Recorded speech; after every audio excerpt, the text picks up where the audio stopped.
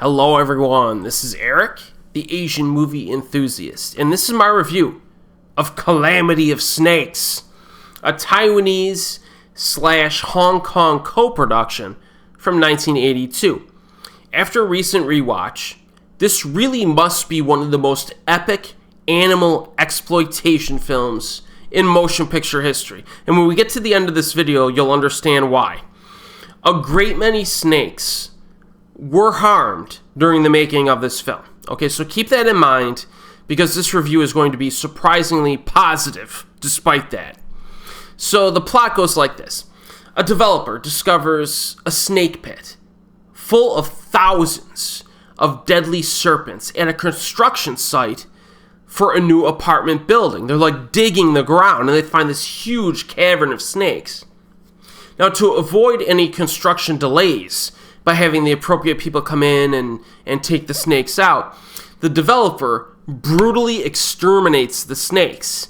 Believing the problem has been solved, he allows the new tenants to move into the newly constructed building. However, not all the snakes have been killed, and the many survivors of their kin are out for a revenge and to avenge their murdered brothers and sisters. Soon, all hell breaks loose, and the building's new tenants come under vicious attack by a squirming army of angry and vengeance serpents.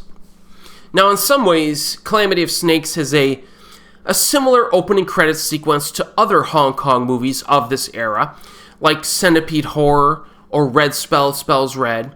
Here we see overexposed images of snakes, just to get the viewer's blood curdling.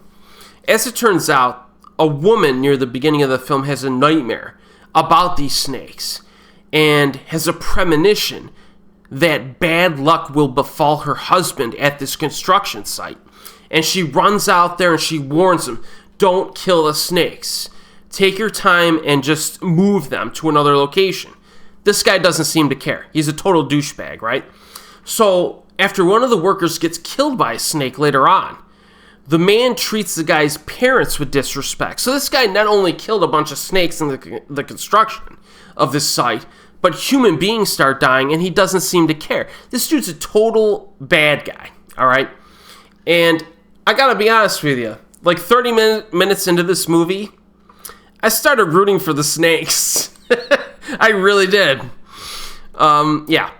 And most fortunately, we've reached a calamity, people. A calamity of snakes, thank goodness, because the snakes are about to kill these evil humans. Very easy to root for the snakes in this. These elongated, limbless, carnivorous reptiles. And they will enjoy watching the scumbag humans get what they deserve. Now, the first few snake attacks, pretty basic, but effective. They occur pretty early on. Pretty nicely paced overall, but I will get to that later. Then the humans understand what's going on. They're like, oh crap, these snakes are attacking us. We gotta counterattack them. And they hire a gang of killer, badass mongooses. Yes, actual mongooses. And they're practically mercenaries in this movie. And they're showcasing some Predator videos attacking the snakes. The best scenes, however, are the ones that provoke laughter. And I'm just saying this. Now, in this movie that's an exploitation film, there are certain scenes that are like just cheesy fun. We're talking about an endless barrage of gut-busting hilarity. Now, I'm specifically referring to the elongated scene of the warehouse slugfest, as I like to call it. There's a human snake master that's hired by the bad guys. And this could be the greatest man versus snake fight in motion picture history. You know, sometimes I reviewed The Cat a while back. I think I did. The Hong Kong movie, The Cat. And that movie had the greatest dog versus cat fight in motion picture history. Well, this one has the greatest man versus snake fight in motion picture history. It's violent, completely insane. It really needs to be seen to be believed. And I do think what makes it really fun is that I'm pretty sure the filmmakers used fake snakes in this film, in this scene. So not only is it a great scene, but you're kind of happy that, at least one or two snakes were spared in the making of it. And then you get the finale, which is completely nuts. it's a snake infiltration of the hotel. Sufficiently long and satisfying for a snake attack movie. So, I mean, the snake stuff in this, I mean, you gotta come away satisfied. You really do. Now, the script and the dialogue are bare bones. Pacing is pretty good, for the most part. But there is a slow section in the middle. You know, any scene involving the big lady is just pointless. You know, it's just pointless with her character. They should have written her out of the film entirely, shored up the pacing. Plus, the style of humor involving her, completely unnecessary in a film of this type. I don't understand what they were going for. There's a party scene in this. It feels mostly like a waste of time. You know, the characters are just talking to each other, goofing around.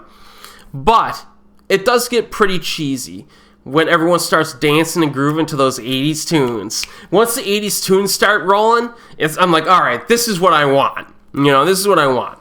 But none of the characters are interesting at all in this movie. They're not. I just want to see the snakes kill them, all right? Though I'd like to give a special shout out to the man who performed the weird avant-garde performance of being covered in snakes and putting them in his mouth and pulling them out of his mouth. That guy was pretty cool. Okay. But it's time to discuss the controversy of this film. I think hundreds of live snakes were slaughtered on screen during the making of this. Now, this is especially true during the opening 15 minutes. This movie doesn't waste time. It gives you the worst parts in the opening 15 minutes, all right? A lot of gruesome content in here. The middle section isn't as bad, but then we return to the snake slaughter during the finale. Now, in order to quantify the snake abuse, I did a comparison, and your mind will be blown by this. I did a comparison to the other Hong Kong exploitation movies that have been released in recent memory. Now, there are some recent Blu-ray releases of films that have both an uncut version and an animal cruelty-free version, okay? For Centipede Horror, which I reviewed. There was a 1-minute difference between the uncut version and the cruelty-free version, which means there wasn't really a whole lot there that was that confrontation. For Red Spells Red, the difference was 3 minutes, 3 times as much. All right, so that one was a little bit, and I mentioned that in my review. This is like 3 times as much animal violence in this. Oh, that's nothing, folks.